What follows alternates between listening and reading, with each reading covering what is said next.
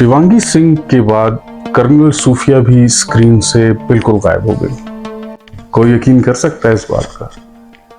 जो लोग ऑपरेशन सिंदूर में इंडिया ने सबसे ज्यादा हाईलाइट किए या जिनको बहुत ज्यादा जो है वो बढ़ा चढ़ा के पेश किया, उनको क्यों इंडिया ने खुद ही आहिस्ता आहिस्ता गायब करना शुरू किया या वो खुद ही गायब हो गए?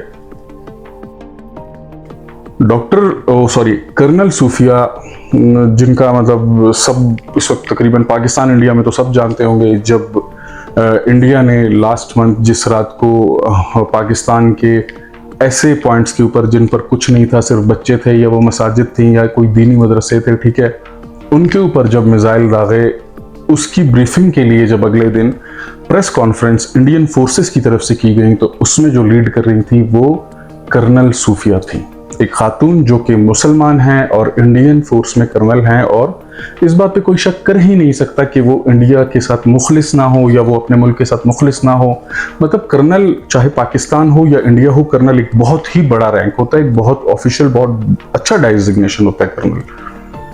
तो इनके और मजे की बात, कर्नल सूफिया सिर्फ कोई अकेली खातून नहीं है, जैसे कि शिवांगी के खानदान से कोई पायलट नहीं है, पहले कोई भी आर्मी में नहीं, मगर कर्नल सूफिया की पूरी फैमिली फौज से भरी हुई है। इवन दो कि इनके अपने जो हस्बैंड हैं वो भी एक कर्नल हैं, ऑन ड्यूटी कर्नल हैं। तो कर्नल सूफिया इंडिया की एक बहुत अच्छी परफॉर्म करने वाली, एक बहुत लाइक ऑफिसर हैं इंडियन आर्मी की।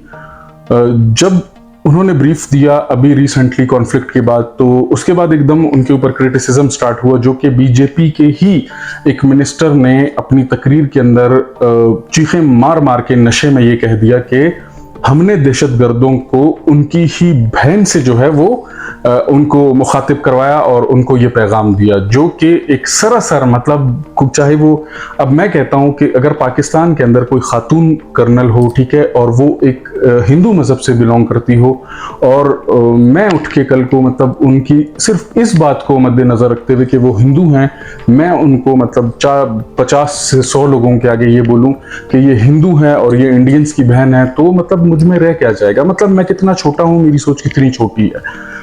तो जिस मिनिस्टर ने ये किया, मैं उसका नाम भी लेना पसंद नहीं करूंगा, उसने मतलब कर्नल सूफिया को पूरे मुसलमानों की बहन कहा और दहशतगर्दों की बहन कहा। उसके बाद कर्नल सूफिया का अपना तो कोई भी बयान ना किसी सोशल मीडिया पे देखा गया, ना ही किसी मेन स्ट्रीम चैनल के ऊपर, जबकि इंडियन हाई कोर्ट ने भी इस चीज के ऊपर एक्शन लिया कि ये सियासतदान ने ये बहुत गलत बात की है, मगर पुलिस ने या किसी भी फोर्स ने उस सियासतदान के ऊपर कोई कार्रवाई नहीं की।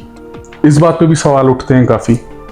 खैर, ये चीजें तो हो गई। उसके बाद कर्नल सूफिया की फैमिली के कुछ बयानात सामने आए। उन्होंने कहा कि हमें बहुत ज्यादा थ्रेट्स मिल रही हैं, हमें जान से मारने की धमकियां दी जा रही हैं, इवन दो कि हमें इंडिया छोड़ने की धमकियां दी जा रही हैं। ये कर्नल सूफिया की फैमिली ने स्टेट किया है, मगर कर्नल सूफिया खुद सामने नहीं आई। उसके बाद सिर्फ एक राजस्थान में एक कोई रैली करवाई थी मोदी ने, जिसके ऊपर उनकी फैमिली के 2-4 लोगों को देखा गया और उनसे जबरदस्ती वो कोई सेलिब्रेशन हो रही थी, वो उनसे करवाई गई, जिसपे साफ साफ दिख रहा था कि जो कर्नल सूफिया की फैमिली मेंबर्स थे वो अपनी खुशी से वहां पर नहीं मौजूद थे और उन्हें जबरदस्ती बिठाया गया था, उन्हें बुलाया गया था। तो मगर उसके बाद भी अभी तक कर्नल सूफिया का कुछ पता नहीं है, ना उन्होंने अपनी कोई सोशल ट्वीट दी है, ना उन्होंने अपनी सोशल मीडिया के ऊपर कोई पोस्ट दिया है, और ना ही उन्होंने किसी चैनल को इंटरव्यू दिया है, और ना ही इंडियन आर्मी ने उनके बारे में कुछ बताया है। अब सुनने में ये भी आता है, मतलब जो रिसर्च कह रही है कि इंडिया ने खुद जो है इस वक्त जो है वो कर्नल सूफिया को स्टेप बैक कर दिया है, क्योंकि मोदी को उस टाइम पता नहीं था जब इन्होंने फर्स्ट टाइम उससे ब्रीफ करवाया था ऑन मीडिया। तो जब मोदी को ये एहसास हुआ कि ये तो मुसलमान है और मतलब ये तो इसका बोला हुआ तो कुछ मतलब मुसलमान इसको अपनी बहन कह रहे हैं या इस तरह के मामला हैं, तो उसके बाद जो है ना वो इंडिया ने खुद इनको जो है वो स्टेप बैक करवाया, जिसकी वजह से कहते हैं कि शायद उन्होंने रिजाइन कर दिया है कर्नल सूफिया ने। तो इंडिया मतलब ये क्या करने जा रहा है? इंडिया को पहले इस वक्त ये सोचना चाहिए कि मणिपुर के अंदर क्या हो रहा है। मणिपुर के अंदर सिर्फ कल रात में इन लास्ट 24 आवर्स 250 लोगों को मार दिया गया है। कितनी 60 से ज्यादा खवातीन के साथ नाजायज रेप हुआ है। 1500 से ज्यादा घरों को जला दिया गया है जस्ट इन 24 आवर्स। 1500 लोगों को बेघर कर दिया है। मतलब सेम वो चक्कर चल रहा है जो इसराइल में चल रहा है, मगर ये इंडियन फोर्सेस ने नहीं किया। ये बेसिकली दो ग्रुप्स हैं आपस में, एक कुकीज हैं और दूसरे हैं जो हैं वो मीतीज। और इनका ये कॉन्फ्लिक्ट जो है वो बहुत पुराना चलता आ रहा है। मतलब ये एक दूसरे से, मतलब इनकी जेलसियां हैं या मतलब इनको तहफुजात हैं एक दूसरे से, ठीक है। अब जो मीतीज हैं वो मतलब ये कहते हैं कि जो कुकीज हैं वो अभी भी मतलब जो है ज्यादा राइट्स कुकीज के पास हैं, और मीतीज को जो है वो इनको अपनी मतलब जहां पे ये रहते हैं, जिस जगह पर मणिपुर में, इनको वहां पर जो है वो लैंड खरीदने की भी इजाजत नहीं है। तो ये कहते हैं कि ये हमारे अपने हक हैं, मतलब इंडिया की जो हुकूमत है उनकी हमारे ऊपर नजर नहीं है, वो हमारा अच्छा बुरा नहीं सोचती, लिहाजा हम खुद जो है वो अपने मामलों को सॉर्ट आउट करेंगे, चाहे उसके लिए हमें किसी की जान लेनी पड़े, किसी को कत्ल करना पड़े, या खुदा ना खास्ता किसी की इज्जत लूटनी पड़े, मगर हम अपना हक खुद लेकर रहेंगे।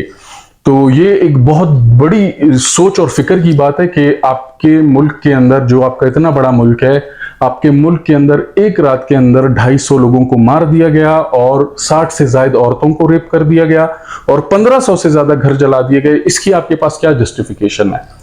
इसकी आपके सियासतदानों के पास क्या जस्टिफिकेशन है? जो मिनिस्टर आपके स्टेजेस के ऊपर खड़े होके कर्नल सूफिया को मुसलमानों की बहन, दहशतगर्दों की बहन कहते हैं, ठीक है, वो मामला ज्यादा हाईलाइट करने वाला था, या इस वक्त जो आपके मुल्क के अंदर चल रहा है वो हाईलाइट करने वाला है?